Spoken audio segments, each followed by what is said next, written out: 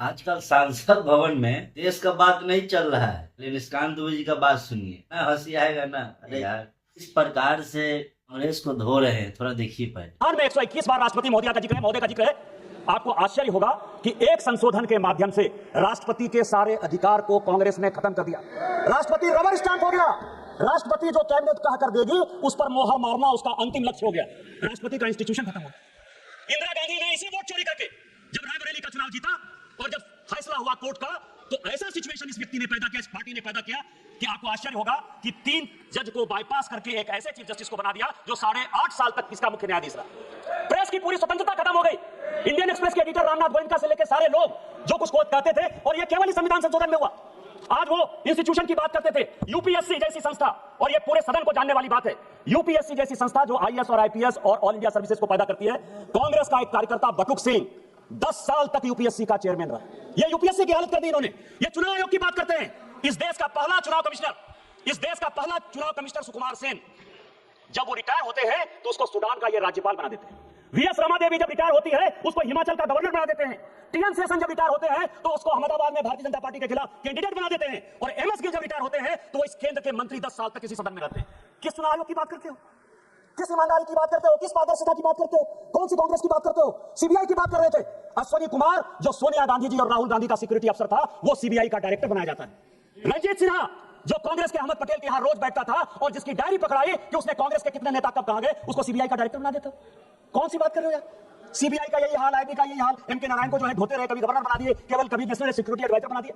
किस तरह की बात करते हो? मतलब कि कांग्रेस ने किस प्रकार से देश को लूटा है, बाप रे बाप। मतलब हर चीज अपना ही बना दिया था। देख रहे हैं, सिक्योरिटी से लेकर के, मतलब किसी प्रकार के ऐसा नहीं है जो कांग्रेस ने देश को लूटने के लिए कहीं से छोड़ा है। इस प्रकार से देश को लूटा जा रहा है। हमें तो इतना कुछ पता भी नहीं था। इस प्रकार से देश लूटा जा रहा था। व्यक्ति ने तो भाई एक एक चीज खोल दिया, आईआर से लेके वोट चोरी से लेकर के, मतलब किसी तथ्य पे छोड़ा ही नहीं है भाई। ये तो स्पष्ट कोई बता ही नहीं सकता है। हमें लगता है कि जब तक ऐसे लोग रहेंगे तब तक देश कहीं न कहीं सलामत है। राहुल गांधी तो आजकल कॉमेडियन शो में लग रहा है कि नजर आ रहे हैं भैया। आजकल क्या कहते हो, आजकल सांसद भवन में देश पे बात नहीं चल रहा, कॉमेडी शो चल रहा है। कॉमेडी शो इस प्रकार से शो चल रहा है, आप देख सकते हैं। ये दिखाते हैं आपको आगे की, फिर बात करेंगे। सभी लोगों ने कांग्रेस से लेकर डीएमके से लेकर टीएमसी तक वाईएसआर सीपी ने जो है ईवीएम की बात, ये ईवीएम की पूरी हिस्ट्री लेकर आओ।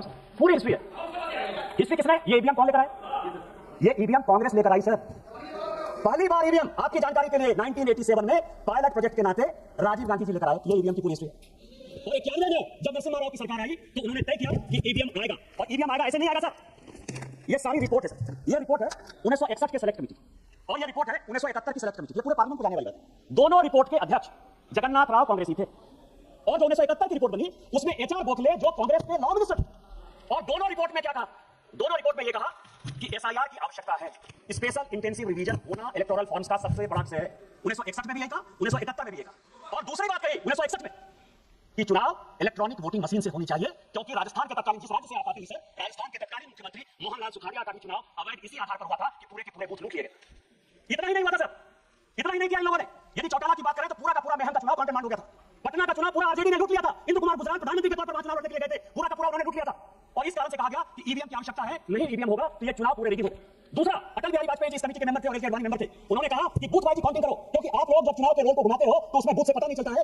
तो क्या तर्क दिया गया आपको पता है सर? ये तर्क दिया गया कि बूथ वाइज यदि काउंटिंग करने लगेंगे तो जितने गुंडे बदमाश मवाली हैं वो वोटरों को मारेंगे। इसीलिए आपको ध्यान हो, उस वक्त काउंटिंग वो होती थी जिसमें कि सभी बूथों को मिला दिया जाता था, जिसमें इनको रिगिंग करने की सबसे बड़ी सुविधा होती थी। एक आप लोग कहावत सुने होंगे, चूहा खाए हज को चला, गधा नहाए गंगा, पंडित कहे पुराना बखाना, घर घर लगाए दंगा। मतलब कि राहुल गांधी पे पूरा सटीक फिट हो रहा है। जिस तरह से भैया सांसद भवन में इनका कॉमेडी बना कर लाइक कर रहे हैं, आप बताइए कोई अपना खुद से बेइज्जती करवाना चाहता है? लेकिन कांग्रेस का पूरा माइंडलिटी जो है ना, खुद से बेइज्जती करवा रहे हैं। ईवीएम कांग्रेस वाले लाए थे, बताइए। अरे भैया, ऐसे ऐसे चीज तो सांसद भवन का वीडियो देखने से पता चल रहा है। हाँ, क्या हो रहा है। ये तो दादा दादी, नाना नानी, मामा मामी, मौसा मौसी किसी को नहीं छोड़ रहा है यार। इतना भी मतलब इनको गिरा देगा ये लोग। ऐसा लग रहा है कि जो भी सीट आया है ना, वो भी सीट अगली बार नहीं आ पाएगा। इस प्रकार से लोगों को धो रहा है, एसआईआर के नाम पे, वंदे मातरम के नाम पे। किस प्रकार से इन लोगों को धो रहा है यार। जवाब है, पी शिवशंकर का कांग्रेस के मंत्री थे। इंद्रजीत गुप्ता जो है उन्होंने प्रश्न पूछा और ये कॉन्स्टिट्यूएंसी वाइज बिहार का ही चुनाव, क्योंकि अभी डॉक्टर संजय जायसवाल बोल रहे थे बिहार के काफी लोग बोले कि एसआईआर के बाद हम बड़े बहुमत से जीत कर आए हैं। आपको आश्चर्य होगा सर कि 324 की विधानसभा थी, 324 की, पूरे लिस्ट के साथ है, मैंने नहीं दिया, वो पीसी शंकर ने एक्सप्लोर कर दिया है। 81 विधानसभा में दोबारा पोल करना पड़ा, काउंटर मांड हुआ था। और इस 81 विधानसभा में यदि आप कहेंगे तो उसका नाम पढ़ दूंगा सर, विश्रामपुर में 50 जगह जो है बैलेट बॉक्स छीन लिए गए रास्ते में आते हुए, बाकी में बूथ नंबर 28 पर जो है सारे छीन लिए गए, रफीगंज में, नोखा में, भभुआ में, किनारा में, कराकरी में, मसरख में, बख्तियारपुर में, बाढ़ में 81 जगह पर चुनाव काउंटर मांड हुआ था सर। इसी बैलेट पेपर के कारण schedule caste, schedule tribe, OBC को वोट नहीं देने दिया जा रहा था सर। आज क्या फिर से वही वापस आना चाहते हैं? को इतिहास के पन्नों को तोड़ना और बरोड़ना है तो उसको कांग्रेस से सीख लेनी चाहिए। आज कांग्रेस के वक्ता ने बड़ा भाषण देते हुए कहा कि राजीव गांधी जी ने 1988 में इस देश का इलेक्टोरल रिफॉर्म्स का सबसे बड़ा संशोधन किया। और क्या संशोधन किया? 21 साल जो उम्र थी उस उम्र को 18 साल कर दिया। सर यदि कांग्रेसियों में हिम्मत है तो ये 1972 के ज्वाइंट कमेटी की रिपोर्ट, 1972 के ज्वाइंट कमेटी की रिपोर्ट है जिसने कि ये रिकमेंड किया कि 21 साल के बदले 18 साल होना चाहिए, और उसको करने में अटल बिहारी वाजपेयी और लाल कृष्ण आडवाणी का नोट ऑफ डिसेंट। मैं इसको पेश कर दूंगा सर, ये हमने किया, आपने 16 साल, चूंकि हमको मौका नहीं मिला शासन में आने का, और 2 साल जो हम मौके में थे 77 से लेकर 80 तक, इतनी लड़ाई हो गई कि हम इंप्लीमेंट नहीं कर पाए, आप उसको 16 साल बाद इंप्लीमेंट कर पाए। आज इसके लिए आप कहते हो कि हमने ले लिया इलेक्टोरल रिफॉर्म। और वो कौन है? वो कौन है सर? अभी राहुल गांधी जी बड़ा लंबा बोल कर गए कि प्रधानमंत्री जी मेंबर हैं, अमित शाह जी मेंबर हैं, मैं अकेले मेंबर हूं, मेरी बात नहीं सुनी जाती है। ये 24 नवंबर 1980 का लाल कृष्ण आडवाणी का पार्लियामेंट में इलेक्टोरल रिफॉर्म का क्वेश्चन है सर, और उसका जवाब शिवशंकर जी देते हैं। शिवशंकर जी ये देते हैं, रिकॉर्ड का चीज है सर, कि चुनाव आयोग बहुत ही ईमानदारी से काम कर रहा है, इसीलिए अपोजिशन के किसी नेता उसके सिलेक्शन प्रोसेस में इन्वॉल्व करने की आवश्यकता नहीं। 1950 से लेकर 2014 तक आप जो है लगभग 64 साल तक आपने जिसको चाहा चुनाव आयोग का अधिकारी बता दिया।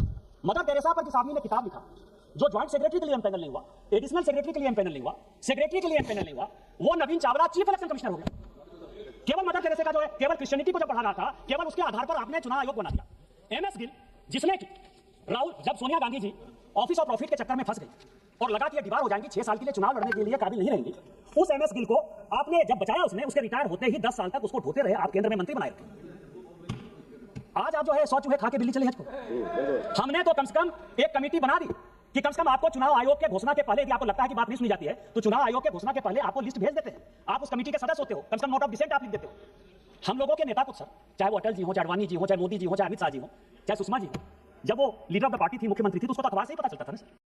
राहुल गांधी जी थोड़ा समझदारी लाइए, खुद का कॉमेडी शो मत स्टार्ट कर दीजिएगा, सांसद भवन के नाम पे कॉमेडी शो मत स्टार्ट कर दीजिएगा, तो कपिल शर्मा शो में फिर पब्लिक का जो है ना व्यू जो कम जाएगा, आपका शो बड़ा तगड़ा चलेगा। कुछ भी कहिए, इस व्यक्ति के अंदर देश को किस प्रकार से लेकर के चलना है, देश के लोगों को क्या बोलना है, और किस प्रकार से देश के लोग मेरे तरफ प्रदर्शित होगा, मतलब इन्हें ऐसा भी कुछ भी नहीं पता है। मतलब ये एटीट्यूड के चक्कर में नाना नानी के, अगर कोई व्यक्ति को खुद का अगर मजाक उड़वाना अगर सीखना है ना, तो ये राहुल गांधी से सीखिए। खुद का, अपने आप का मजाक किस प्रकार से अपने ही बातों में खुद फंस जाते हैं बोल कर।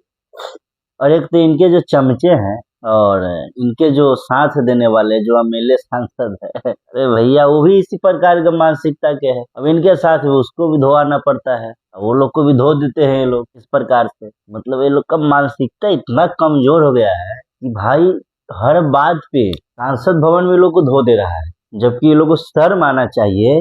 इनको खुद का पहले इतिहास पढ़ना चाहिए, पीछे का इतिहास के बारे में जानना चाहिए, किसी चीज के बारे में सांसद भवन में बोलने के लिए, क्योंकि भाई वहां तो पढ़ा लिखा आदमी सब है ना, छोड़ेगा तो नहीं कोई भी व्यक्ति। देख रहे पूरा पोथी पतरा लिस्ट के साथ में लेके इनको धो रहा है। कहीं ना कहीं इस व्यक्ति को इतना मानसिकता लाना जरूरी था और सोचना जरूरी था, किस प्रकार से इनका जो बेइज्जती किया जा रहा है। फिर भी इस व्यक्ति को कोई फर्क नहीं पड़ने वाला, बस बाहर आएंगे सांसद और मोदी जी मीडिया के सामने नहीं आते, अमित शाह मीडिया के सामने नहीं आते हैं, फिर वही जात धर्म वाली बात करेंगे और मुद्दा भटकाने की बात करेंगे।